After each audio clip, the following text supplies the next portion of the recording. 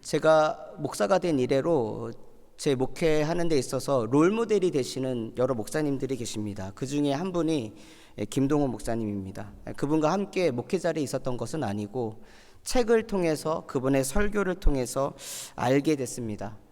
거장의 그 발자취와 경험을 보고 따르면 어린아이의 눈높이가 아니라 그 어른의 어깨 위에 앉아서, 그렇잖아요. 아기 때는 할아버지나 아빠가 이렇게 무등 태워주잖아요. 그러면은 그 어깨 위에 앉아서 보면 아이가 볼 수 없는 높이와 좀 더 멀리인 곳을 바라볼 수 있듯이, 어떠한 존경할 만한 그런 롤모델들이 되는 목사님들을 보면 많은 것들을 배우게 됩니다. 근데 동시에 그분들과 저의 어떠한 메울 수 없는 엄청난 그 차이를 또한 몸소 느끼게 됩니다. 압도적인 영향력, 그리고 그분들이 갖고 있는 달란트와 저의 달란트. 그분들은 5달란트 받았으면 저는 1달란트가 아니라 0.5달란트 아니면 그거보다 못한 달란트처럼 느껴질 만큼 그분들이 가지고 있는 어떠한 능력, 그리고 하나님께 올린 놀라운 그 파워풀한 사역들을 보면 번접할 수 없구나. 그런 것들을 많이 느낍니다. 제가 김동호 목사님을 이렇게 여러 가지 보면 그분이 34세에 첫 담임을 시작했다고 해요. 그리고 그분이 은퇴하고 지금 유튜브 사역을 하는 이래까지 한 번도 그분은 사역에서 실패해 본 적이 없습니다. 34세에 어떻게 보면 오늘날에 보면 어린 나이죠. 어린 나이에 교회 담임이 되셔서 그 교회 부흥을 하고 그 지역에 동안교회라고 하는 곳에 부임하셔서 그곳에 제가 알기로는 약 4배 이상의 부흥 성장을 이뤘습니다. 그분은 김동호 목사님이 오셔서, 그리고 10년째 사역을 하시고 갑자기 사임을 하셨어요. 사임을 하신 이유는 교회의 그런 것보다 목사의 어떠한 영향력으로만 유명해져서 이렇게 가면 교회가 건강하지 않겠다 해서 오시기 전과 오신 후가 양적으로도, 그리고 교회 재정적으로도 4배 이상의 성장을 이루면 뭘 해도 다 하실 수 있는 거잖아요. 근데 사임하시고 잠깐의 그 인터벌 두고 난 다음에 또 개척을 하셔서 그 교회보다 더 크게 성장을 했습니다. 근데 그 교회에서도 7년째 지나는 해에 앞으로 교회가 이렇게 내 개인의 이름으로 성장하는 것보다 건강한 교회를 지향했는데 여전히 교회의 대형화를 이루는 거에 대해 고민을 하시면서 4개의 교회로 분립개척을 하기로 결정을 하고 이른 나이에 분립개척을 하셨습니다. 그리고 그 65세 은퇴할 때까지 그 연합에 그냥 순회 설교를 하시지 대표의 자리로서 뭔가 하거나 그 교회의 어떠한 담임으로서 역할을 하지 않으셨습니다. 저는 그분 보면서 참 뭐라고 할까요? 그분을 좋아하시는 분도 있고 싫어하시는 분들도 계시지만 그분이 갖고 있는 목회 철학에 대해서 한 번도 물러섬이 없이 그걸 지켜가는 모습이 참 보기 좋았습니다. 나 같지 않구나. 저는 어쩔 때 보면 힘들고 어려우면 타협하고자 하는 그런 마음이 있는데 힘들어도 타협하지 않고, 그래서 항상 그분을 보면 나는 이런데 그분이 압도적인 어떤 결과들만 보면 나는 왜 그럴까? 이게 자꾸 비교가 되는 제 자신의 모습들을 발견할 수 있었어요. 그런데 어느 날인가 그분이 유튜브에 올린 설교를 읽으면서 들으면서 뭐냐면, 사람 눈에는 내가 보이는 것만 보이고 들리는 것만 들리잖아요. 그런데 길게 얘기도 하지 않고 본인이 목회하시는 경우에 항상 좋았던 것이 아니라 전쟁터 같이 힘들고 어렵고 진짜 죽을 만큼 고통스러운 상황들이 많이 있었다는 얘기를 지나가시면서 살짝 하실 때가 있었어요. 가지 많은 나무 바람 잘 날 없다고 큰 교회 하시는 목사님들 보면 참 대단하다 생각하지만 그만큼 알게 모르게 고통스러운 그런 시간들이 분명히 있을 텐데, 저분은 항상 성공적인 목회를 해왔어, 저분은 항상 실패가 없었어 라고 생각하며 있었던 제 어떻게 편협적인 생각들, 그것들을 좀 돌아볼 수 있는 시간이 되었어요. 제가 왜 이 말씀을 드리냐면, 우리는 이런 목사님들뿐만이 아니라 주변의 사람들을 보면서 믿음의 사람들을 보죠. 우리가 똑같은 세상을 살아도 어떤 사람들은 믿음이 좋고 하나님의 음성을 듣고 또한 하나님의 주시는 말씀에 순종해서 기적 같은 놀라운 일들을 이루며 살아가는 것을 봅니다. 근데 그런 사람들과 나를 보면 나도 좀 매 주일날 예배를 드리고 그러는데 나의 믿음은 왜 이렇게 변함이 없을까? 아니면 나의 믿음이 성장하는 가운데 있다가 왜 나는 자꾸 쓰러지고 넘어져서 앞으로 나가지 못할까? 그런 질문을 우리는 하게 됩니다. 그런데 돌아보면 그분들의 삶도 앞에서는 말할 수 없는, 간증할 수 없을 만큼의 고통과 시련의 시간들, 아픈 시간들이 있었음을 알게 됩니다. 산이 높을수록 골이 깊다라는 말이 있습니다. 높은 뜻을 가질수록 넓은 마음을 갖는다라고 하는 의미도 있지만, 저는 그 우리말 속담에 산이 높을수록 그 계곡이 깊다라고 하는 그 말이 우리가 봤을 땐, 제가 봤을 때는 와, 이렇게 우러러 봐야 되는 그런 명성과 인기와 영향력을 가진 사람들, 그분들이 하늘에서 뚝 떨어진 것 같지만 그분들이 말할 수 없는, 아프고 찢어지는, 그래서 계곡이 되고 그것이 멀리서 보면은 아름답고 멋일지라도 그 아픈 상처들을 보냈기 때문에 그 위치에 있구나라고 그렇게 볼 때가 있습니다. 성경이 나오는 믿음의 사람들은 어땠을까? 비슷합니다. 믿음의 사람을 대표적으로 뽑으라고 하면 구약에서는 아브라함과 다윗을 뽑을 수가 있습니다. 시간이 이렇게 많지 않기 때문에 아브라함 얘기는 할 수 없고, 오늘은 그렇기 때문에 다윗을 보려고 합니다. 다윗은 어려서부터 죽는 날까지, 하나님께서 사도행전을 보면 그가 한결같이 주님과 함께 했다라고 말을 합니다. 믿음의 사람입니다. 그리고 소년일 때에 말도 안 되는, 모든 어른들이 겁내는 그 거인 골리앗과 싸워 승리하였고, 나라에 국군이 달려있는 전쟁 가운데에 승리의 물꼬를 트는 엄청난 그 일을 했습니다. 그렇죠. 그리고 우리가 아는 다윗은 항상 옳은 일을 하는 사람, 핍박을 받고 어려움이 있어도, 우리 지난주 말씀했듯이 자기를 죽이려고 하는 사울을 두 번이나, 한 번도 아니라 두 번이나 직접 죽일 수 있었음에도 불구하고 본인도 참고 그걸 죽이려고 하는 신하들을 멈추게 할 만큼 항상 하나님 앞에 옳은 것이 무엇인가를 선택하며 살아가는 사람이었습니다. 그런데 오늘 우리가 읽은 본문 말씀을 보면 사실은 30장만 보는 게 아니라 27장부터 좀 봐야 되는데요, 다윗이 사울을 피해 다니다가 도저히 피할 수가 없어서 사무엘상 27장을 보면 그가 블레셋으로 투항하게 됩니다. 그와 함께하는 사람 600명이었습니다. 근데 600명의 남자만 있는 것이 아니라 600명이 가족을 이루고 있어요. 근데 그 광야에서 하루 이틀 살아가는 게 아니잖아요. 몇 년의 시간을 살다 보니까 가족을 이루니까 뭐가 생깁니까? 아이들도 생기겠죠. 자녀들이 생깁니다. 그러니까 다윗은 혼자 도망치기도 힘든데 혼자는 어떻게 숨잖아요. 그런데 600명 플러스 가족이니까 최소 2,000명이 되는 사람들과 함께 도망 다녀야 됩니다. 도망칠 때요, 중요한 게 뭡니까? 안전한 장소와 속도입니다. 그렇잖아요. 술래잡기 할 때 술래한테 안 잡히려면 어떻게 돼요? 빨리 도망쳐야 되는 거예요, 안 잡힐수록.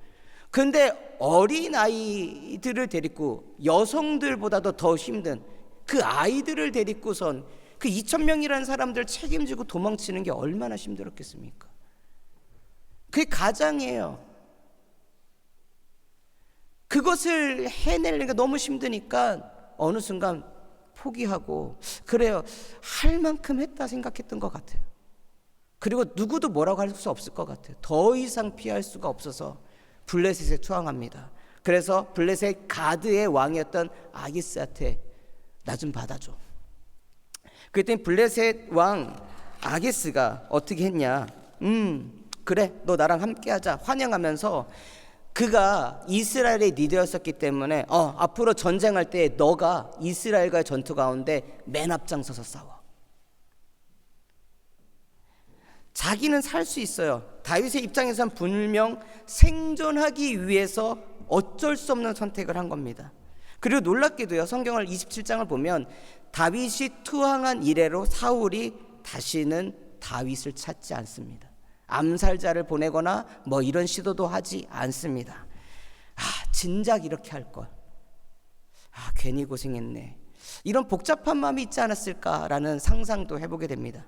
분명한 것은 더 이상 다윗을 죽이려고 하는 사울의 움직임은 멈췄다라는 것입니다.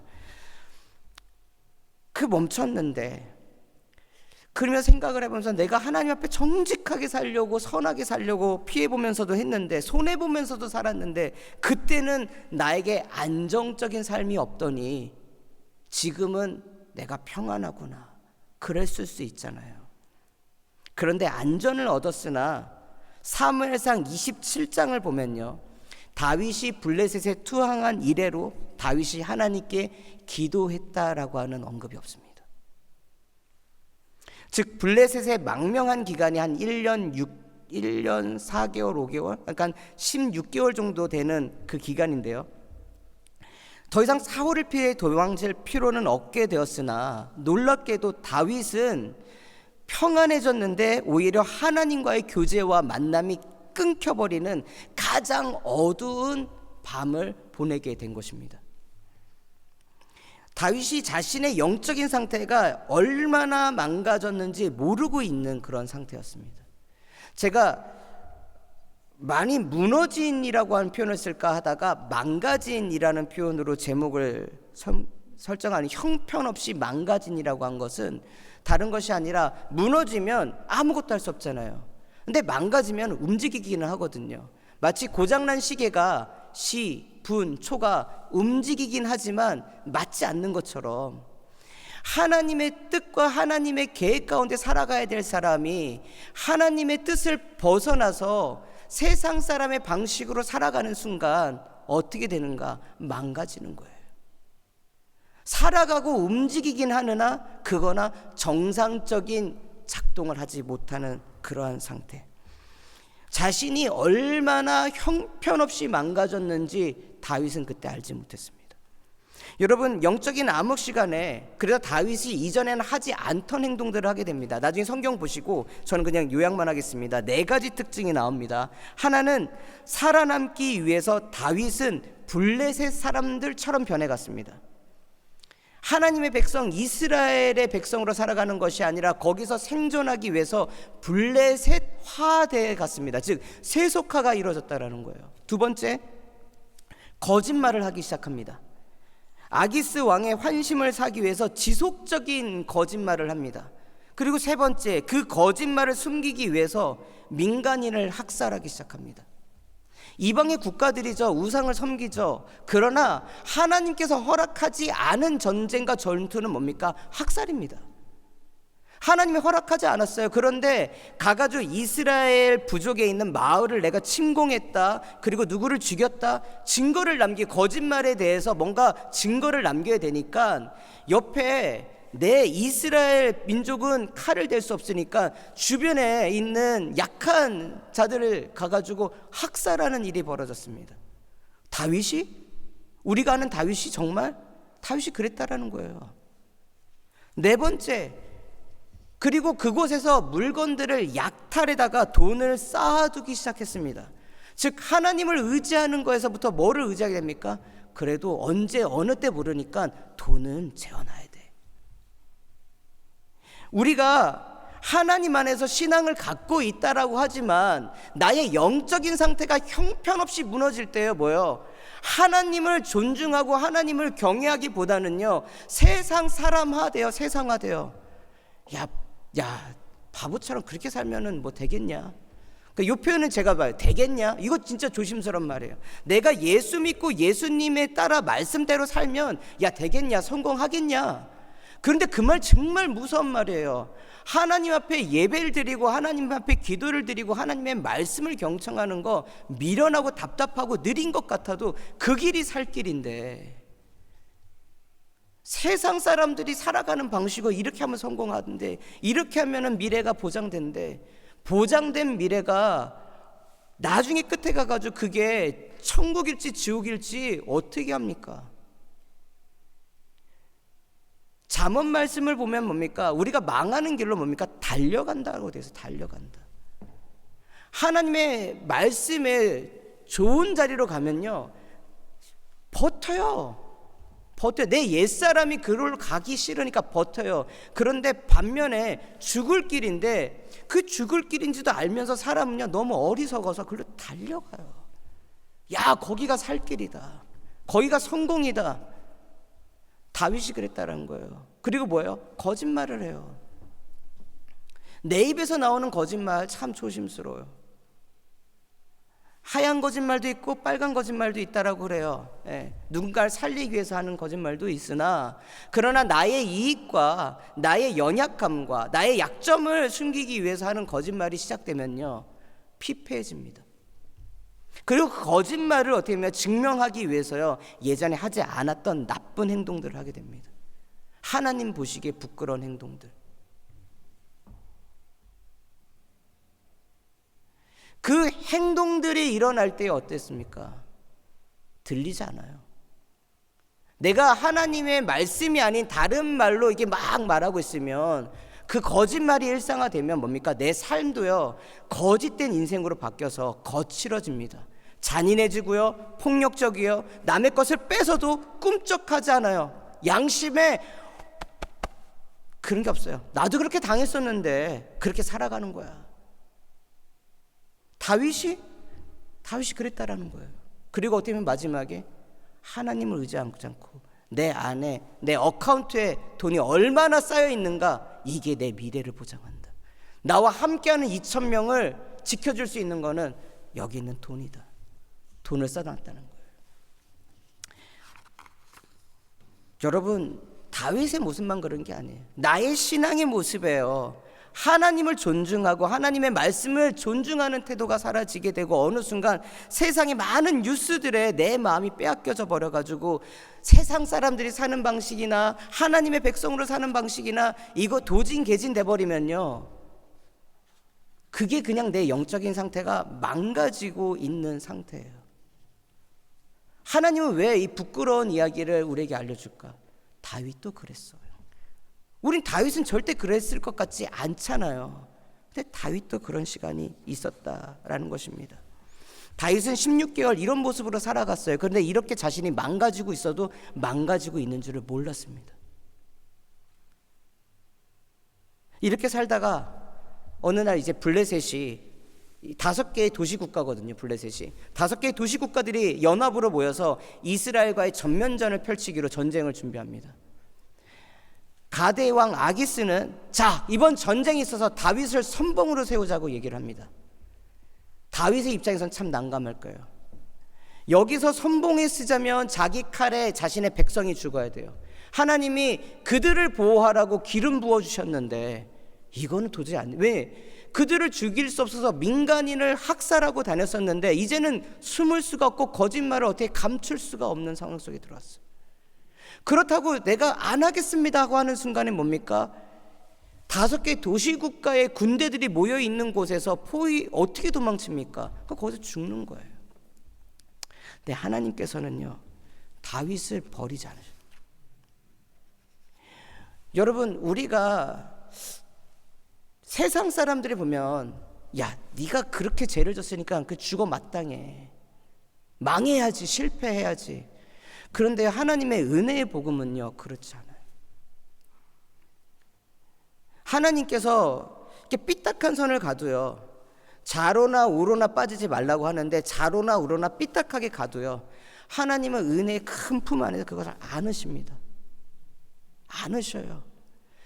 다윗이 뭔가 대가를 지불하지 않았는데 하나님은 어떻게 하십니까? 다른 많은 군대 지도자들을 통해서 다윗은 세울 수가 없어요. 제가 만약에 전쟁 가가지고 우리 뒤통수 치면 어떻게 해?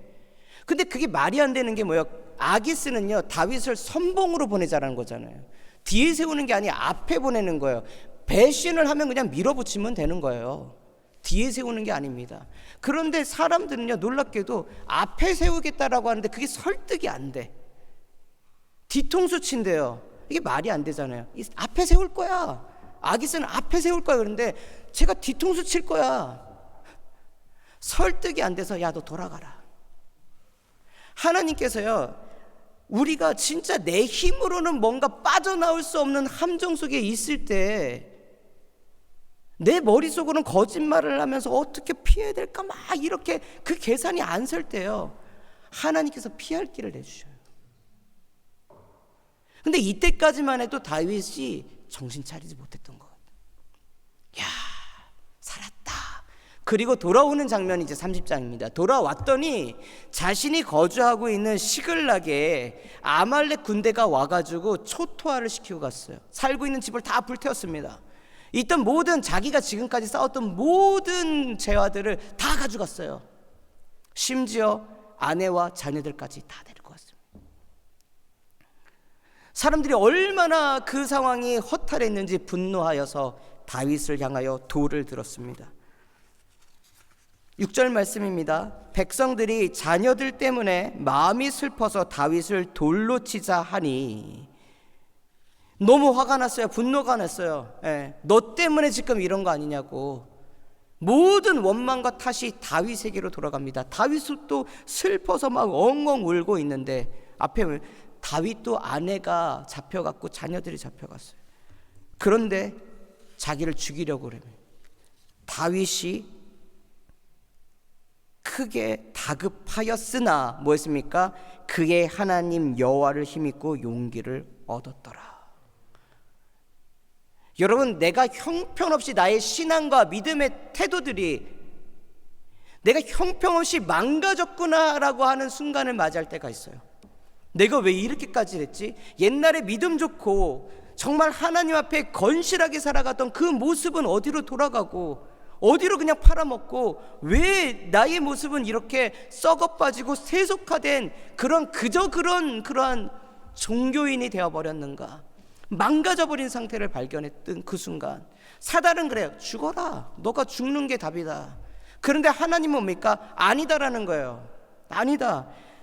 그의 하나님 여호와를 뭐예요? 힘입어 용기를 얻었더라. 7번 쓰러질지라도요, 하나님은 우리에게 손을 내밉니다. 7번은 횟수 7번이 아니라 완전히 무너져서 더 이상 일어날 수 없을 만큼 쫄딱 망한 상태예요. 그러나 하나님이 뭡니까? 너가 뭐른 조건을 채우면 내가 손 내밀어 줄게. 너가 나한테 뭐를 바치면 손 내밀어 줄게. 그게 아니라 먼저 살리시고 그 다음에 라는 거예요. 그 다음에 예수 그리스도의 보혈의 십자가가 은혜인 이유는 뭡니까? 우리에게 너가 이렇게 살면 내가 너를 구원해 줄게. 너가 이거만큼의 헌금을 드리면, 헌물을 드리면 내가 너에게 구원할 수 있는 자격증, 라이센스랑 서티피케이트 줄게. 이게 아니다라는 거잖아요. 대가 없이 먼저 우리를 구원하시고, 은혜가 그래요. 은혜가 내가 자격이 있어서 받는 게 아니라 자격 없는 자들에게까지도 구원하시고 그 다음에 살리시고 난 다음에 너가 은혜에 따라서 살라. 내가 형편없이 무너지고 망가져가지고 시침, 분침, 초침 하나 맞지 않는 그런 상태, 그렇게 망가져도 망가진지 모르고 내가 정상이라고 살아가는 그런 상태. 그런데 하나님 뭡니까? 그 상태에서 우리에게 뭐예요? 말씀하셔요. 말씀하십니다. 여러분, 하나님 말씀하실 때 그 들리는 게 놀라운 겁니다. 근데 들렸을 때 2가지 반응이 일어나요. 하나는 주의 감동으로 그 말씀을 붙잡고 가는 사람이 있고, 반대로 그 말씀에 분노하고 화가 나고 시험이 들어가지고 어긋나는 사람이 있어요. 사울이 그랬어요. 사울이 이 본문 뒤에 보면 우리 이 사이에 어떤 일이 있냐. 사울도 너무 자신의 삶이 어려운 거예요. 블레셋이 군대를 모으고 전면전을 펼친다고 하니까 이 전쟁이 어떻게 되는가 궁금했습니다. 근데 자신을 위해서 기도해 줄 사무엘은 이미 죽었고요. 어디에서도 하나님의 말씀이 들리지 않습니다. 자신 주변에 하나님의 사람들이 없습니다. 근데 이 사람이 회개를 하지 않아요. 회개를 하지 않으니까 하나님의 음성을 들을 수가 없어요. 그래서 어떻게 무당을 찾아갑니다. 사울이 그래도 잘한 게 무엇이냐면, 하나님 말고 다른 우상들, 귀신을 섬기는 무당들을 싹 다 드러나면 다 잡아 죽였는데, 자신이 하나님 앞에서 잘했던 것을 본인이 뒤집습니다. 어디 가서 무당 좀 찾아봐. 어디 가서 점 잘 치는 그런 용한 사람 있으면 찾아봐. 내가 지금 답답해. 내가 너무 겁이 나, 두려워. 지금 이 전쟁 앞에서 내가 어떻게 될지 모르겠어.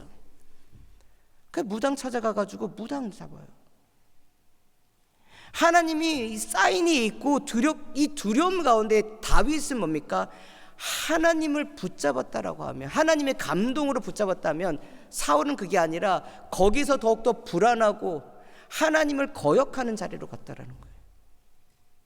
성경을 이번 통독을 하면서 제가 느끼는 게, 하나님의 말씀이 들리고 그 말씀에 감동을 받아서 순종을 하면 그 삶의 기적과 창조가 일어납니다. 이게 창조의 원리예요. 그런데 똑같은 하나님의 말씀이 있는데 그걸 하나님의 감동으로 받아들이지 않고 자꾸 부인하거나 그걸 순종하기를 딜레이하면요, 고난과 고통이, 받지 말아야 될 고난과 고통까지 받는 것을 보게 됩니다. 여러분들은 어떤 삶을 사시겠냐? 다윗이 100% 완벽해가지고 그 삶을 살아냈던 것이 아니라 다윗도 형편없이 망가져가지고, 야, 너희 신앙 다 어디다 까먹었니? 라고 할 만한 그런 상황을 맞이했는데, 그때 뭡니까? 다윗은 하나님의 음성과 하나님의 감동을 붙잡았다라는 겁니다. 그래서 어떻게 합니까? 주님, 어떻게 됩니까? 묻기 위해서 에봇을 가져오러 갑니다. 에봇은 12지파를 상징하는 보석이 담겨 있고 그 안에 2개의 돌이 있습니다. 이름이 갑자기 성경이 떠오르지 않아요. 이 2개의 돌이 들어가 있어서 기도를 하고 이 하나를 잡습니다. 예스 노를 이렇게 해줘요. 이렇게 뽑기처럼. 주님, 내가 따라가야 됩니까? 추격하면 따라잡을 수 있습니까? 예스, 가라. 반드시 잡겠고 되찾아오리라. 확신의 말씀을 다윗에게 주십니다. 감동을 받았고 말씀을 주셨어요. 근데 여기서 중요한 건 뭡니까? 행동이에요. 행동. 결단이 필요해요. 우리는 말씀도 들어서, 아, 주님이 나에게 하시는 말씀이구나. 감동도 받았어. 아, 주님 그렇습니다. 그런데 뭐가 없어요? 결단. 아무리 잡는다고 해도 내가 쫓아가야지 잡는 거죠. 근데 잡는 그 기간이 뭡니까? 며칠이 이미 떨어져 있어요. 근데 그걸 어떻게 믿고 가냐고. 근데 고민하지 않습니다. 여러분, 위기 속에서 인간의 본능은요, how를 찾아요. 어떻게 해야 될까? 어떻게. 그런데 믿음은요, what을 잡는 거야. what. 주님을 잡느냐 아니면 주님 외에 다른 것을 붙잡느냐. how가 먼저일 것 같잖아요. 그래 다윗을 보면 how가 아니라 주님을 붙잡는, 주님, 하나님께서 지금 어떻게 하는 거야. 자기가 급하잖아요. 빨리 쫓아갈 것인가 말 것인가. 근데 그게 아니라 how가 아니라 what. 오늘날 청년들도 그리고 많은 이들도 시대가 바뀌니까요, 이 변하는 시대 가운데 내가 어떻게 살아남아야 되는가, 어떻게 뭐 공부를 해야 되는가, 어떻게 비즈니스를 해야 되는가, 막 이런 걸 how를 찾아요. 그런데 이럴 때일수록요, 위기의 순간일수록 뭘 찾아요? what.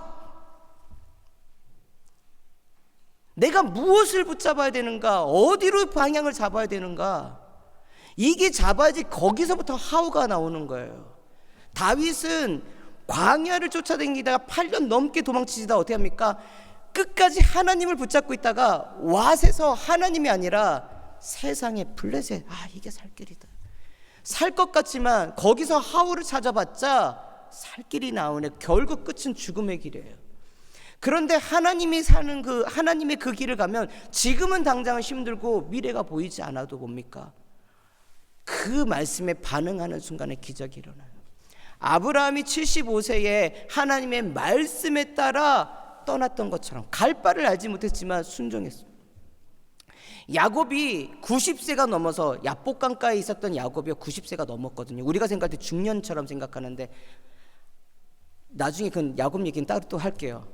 90세가 넘은 할아버지가 그때까지 하나님 앞에서 내 거 하나님 거 이게 뭔가 회색지대를 갖고 살아갔던 그 사람이 뭡니까? 더 이상 도망칠 데가 없으니까 뭡니까? how를 찾는 게, 왜 아내를 이렇게 나눠서 보내고 이게 순서 정해서 보내고 how로 살아가던 사람이 그날에 하나님을 만나고 뭐예요? 주님, 와, 내가 잡아야 될 게 뭔가? 세상의 방식이 아니라 하나님. 다윗에게 있어서는 그거예요, 여러분. 다윗은 추격을 합니다. 믿고 따라갔더니 누구를 만나게 돼요? 그 아말렉 군대에서 버렸던 애굽 소년을 만나게 됩니다. 애굽 소년, 죽어가는 사람이에요. 병들어가지고 필요가 없어요. 근데 그 애굽 소년을 국률이 여기면서 먹을 것도 주고 힘을 주고, 야 너가 누구냐 물어보니까 아말렉 군대에서 나왔대요. 그러면 너가 우리를 글로 인도해 줄 수 있겠냐? 앞이 보이지 않고 어디로 가야 될지 모르는데요, 하나님은요 우리 가운데에 뭔가 안내하는 사람들, 좋은 사람들을 만날 때요 깜빡이 안 켜고 들어오세요. 이해하셨어요? 우리 삶의 위기가 올 때도요 깜빡이 틀지 않고선 갑자기 엄습을 해가지고 당황하잖아요. 운전하시는 분 아니에요? 깜빡이 오른쪽 왼쪽 깜빡이 틀고 들어가잖아요. 내가 일로 들어갈게요, 절로 들어갈게요. 근데 우리 가운데 인생에 위기가 들어올 때 위기가 깜빡이 켜고 들어옵니까? 아니잖아요. 마찬가지예요. 우리가 하나님의 말씀에 순종하며 나갈 때요 우리 가운데 도와줄 수 있는 사람들이 올 때에 깜빡이 켜지 않고 돌아와요. 그 애굽 소년을 도와주는 것이 그 아이를 살리니까요 걔가 인간 AI, 인간 내비게이션이 돼가지고 애굽 진영으로 빨리 갈 수 있는 그 길을 알려주고요. 가면서 뭡니까? 오늘날 AI처럼 그 진영이 군대가 몇이고요, 뭘로 준비가 되어 있고요, 보통은 어떤 것들을 하고요, 자세히 알려주잖아요. 가가지고 전쟁을 하려면 뭐가 필요해요? 정보가 필요한데 하나님께서는 뜻하지 않은 그 만남을 통해서 다윗에게 정보를 줍니다. 그리고 만나고 밤새도록 하룻밤이 지나도록 전쟁을 해서 그들을 진멸하게 합니다. 근데 앞서서 하나 더 생각해 볼 게 뭐냐면 잊고 있었던 은혜가 있어요. 왜냐하면 그들이 아말렉이 시글락을 쳐들어왔을 때 성경에 보면요 죽은 사람이 없어요. 보세요. 안 죽이고 다 사로잡아 갔다라는 거잖아요. 우리가 쫄딱 망할 것 같은데요 하나님은요 우리 가운데 살 길을 마련할 때는요 정신 차려라 장현아, 그런 큰 위기를 줄 때가 있어요. 근데 그 위기가 사단은 그래 너가 이제 죽을 때야 라고 얘기를 하지만 하나님은 아니야, 이때 너가 방향을 잡을 때야, 나를 붙잡을 때야 라는 거예요. 망한 것 같은데 거기서 다 죽었구나, 다 절망하고 낙심하잖아요. 그런데 성경은 그러잖아, 아무도 죽은 사람 없다, 다 잡아갔다. 이미 하나님이 기적을 베푼 것 아니겠습니까? 그리고 갔더니 뭡니까? 그 아이들, 아내들 다 얻었습니다. 뿐만 아니라 자기가 쌓아놨던 보물뿐만이 아니라 그들이 다른 곳에서 뺏어왔었던 가축들과 재물들까지 싹 다 얻게 됩니다. 하나님이 복을 주실 때에는요, 이 역전시킬 때에는요, 시간의 갭이라는 것이 우리의 그 시간에 따라 흐르지 않아요. 그냥 한순간에 바꿔버립니다. 이게 하나님의 은혜예요. 다윗의 리더십이 완전히 망했는데, 근데 하나님을 붙잡는 그 순간에 그 단번으로 뭡니까? 다윗의 리더십이 왕의 리더십으로 세우십니다. 그 전까지는 따르는 600명이 자신의 생명을 보존하기 위해서 같이 도망치는 다윗을 방패 삼아 살았어요. 근데 다윗의 말을 자꾸 안 들으려고 하잖아요. 다윗의 리더십에 자꾸 대들잖아요. 그리고 이후도도 그런 사람들은 많습니다.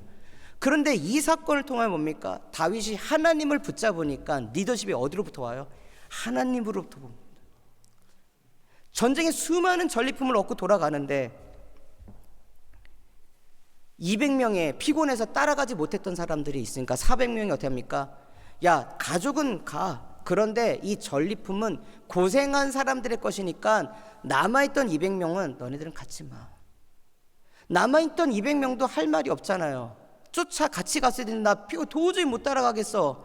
퍼졌던 거니까. 객관적이잖아요. 논리적이잖아요. 근데 다윗이 뭐라고 합니까? 아니야, 다 같이 나눠야 돼. 왜? 이게 우리 힘으로 한 게 아니라 하나님께서 지금 우리가 시련을 주셨고, 하나님께서 따라잡을 수 있게 하셨고, 하나님께서 큰 승리를 허락하셨고, 하나님께서 우리가 가진 것보다 더 많은 것으로 채우셨잖아. 우리 게 아니야. 하나님께서 하신 거야. 너희들 노력으로 한 게 아니야. 400명 너네들. 내가 가자고 해서 나 때문에 된 게 아니야. 하나님이 하신 거야. 그러니까 우리 다 같이 가는 거야. 성경에 뭐라고 나오냐면, 우리 읽지 않았지만 이것이 하나의 규칙이 돼서 이후로는 이 전쟁에서 나오는 전리품을 나누는 기준이 됐다라고 해요.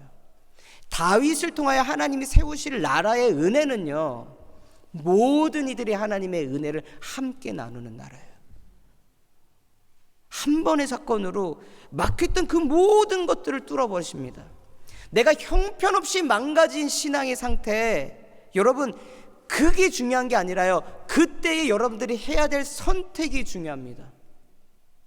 하나님의 음성이 있는 자리로 내가 순종하며 갈 것인가, 아니면 살던 대로 그대로 살다가 끝날 것인가.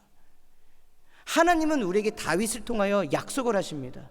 그게 진짜 내가 너를 보면서 꿈꿨던 비전이란다. 가끔 하나님이, 저도 그렇고 여러분들도 그렇고 기도하면서 하나님 뭘 기대할 게 있어서 하나님 나에게 꿈을 주십니까? 비전을 주십니까? 나는 내 오늘 하루도 살아가기 힘든 사람인데 나보고 뭘 하라고 하십니까? 이런 기도가 나올 때가 있을 겁니다. 내 힘으로는 살 수 없죠. 그런데 우리는요, 하나님이 주시는 그 은혜 아니고서는 살아낼 수가 없는 존재들입니다. 그리고 그 은혜 때문에 우리는 함께 지어져가는 공동체입니다. 저는 원래 말씀을 준비하면서 어제 오후까지만 해도 이 개인의 포커스를 많이 뒀어요. 그런데 개인의 포커스를 두는 게 문제가 아니라 더 나가야 돼요. 믿음의 사람은 나 하나 은혜 받았고 나 하나 변화가 되었다가 아니라 그 변화된 한 사람 때문에요, 600명, 2000명이 다시 회복되고요, 그게 하나의 기준이 돼서 이스라엘이란 나라는 이거야 라고 하는 기준을 세웁니다. 여러분, 내가 하나 바뀌면요, 나 하나 바뀌는 게 아니라 내 주변이, 내 나라가, 열방이 바뀌게 됐습니다. 이게 내 능력이 아니라 하나님의 은혜이기 때문에 가능합니다. 여러분, 그 길을 가셨으면 좋겠어요. 옳고 그름 우리 막 따질 때 있잖아요. 다윗이 그때 그래가지고 걔 이러고 필요 없어요. 하나님이요, 잘못 가도 우리 하나님이 어떤 하나님이에요? 내가 잘못된 그 길을 가고 있어도 때로는요 참아주시고 인내하셔요. 하나님도 참아주고 인내하는데 가끔 우리가 자꾸 누군가를 정죄하고 누군가를 판단하고, 야 너 그렇게 안 했잖아, 너 그 은혜 받을 자리에 없어, 이런 얘기들 하고, 이게 크게 보시면요, 하나님의 공동체는 누군가를 정죄하고 판단하고 옳고 그름의 문제로 나아가는 것이 아니라 하나님의 은혜 가운데서 죽을 수밖에 없던 죄인이 구원을 받고 하나님의 힘으로 일어나고, 자신이 살아나면 자신의 주의가 살아나고, 이익을 따라 살아가던 사람들이 이익을 나누게 됩니다. 은혜가 없을 때에는 돈을 모든 사람이, 다윗이 어떻게 합니까? 나눠 뿐만 아닙니다. 뒤에 보면 어디도 보내고 어디도 보내고 어디도 보내고, 돈이 미래다 안전이다라고 했던 사람이 갑자기 하지 않던 짓을 합니다. 뭐 대표들에게 막 장로들에게 보냅니다. 내 거 아니야, 하나님 거야. 그리고 그들이 어떤 사람이에요? 다윗을 죽이는데 침묵하거나 동조했던 사람들이에요. 근데 다윗이 오히려 그들을 어떻게 합니까? 축복하면서 내게 아니라 하나님이 주신 전리품이야 라고 나눕니다. 그러니 어떻게 합니까? 막혀 있었던 문들이 열립니다. 사무엘상 끝이 이렇게 끝납니다. 다윗은 그래서 막혀있던 데서 하나님이 열어주시는 생경의 문, 이 생의 문으로 열리고요, 사무엘은 결국 자기 욕심 부리다가 죽는 것으로 끝납니다. 말씀을 정리하려고 합니다. 우리 삶에 여러분들 위기의 순간이 있어요. 지금까지 잘 버티다가 언제 무너지느냐, 마지막 순간에 무너질 때가 있어요. 마지막 순간에. 근데 그때 여러분들 끝이구나, 내가 무너졌구나, 그게 아니라 하나님의 복음은 그 마지막 무너진 순간에 아니야, 네가 지금 나의 힘으로 나의 이름으로 일어날 때야 라고 주십니다. 이 메시지를 가지고 살아가시며, 혹시라도 지금 그 시간을 보내고 있는 분들이 있다면 믿음으로 일어나십시오. 또 누군가가 그런 시간을 보내고 있다면 욥의 친구들처럼 야 이게 맞아 저게 맞아 내 속으로 판단하지 마시고 들어주시고 중보하시고 함께 살리는 다윗의 그 은혜의 그 길들 가운데 여러분들 결단하셔서 여러분들의 이름이 생명책에 기록될 때에 얘는 이런 기쁨의 선택들을 했어, 결단을 했어, 하나님의 기억이 남고 백성들에게 주의 이 성도들에게 기억에 남는 복된 삶을 살아내시는 우리 아름다운 교회 모든 성도님들 되기를 축복하면서 오늘 말씀 마치겠습니다. 우리 함께 기도하겠습니다.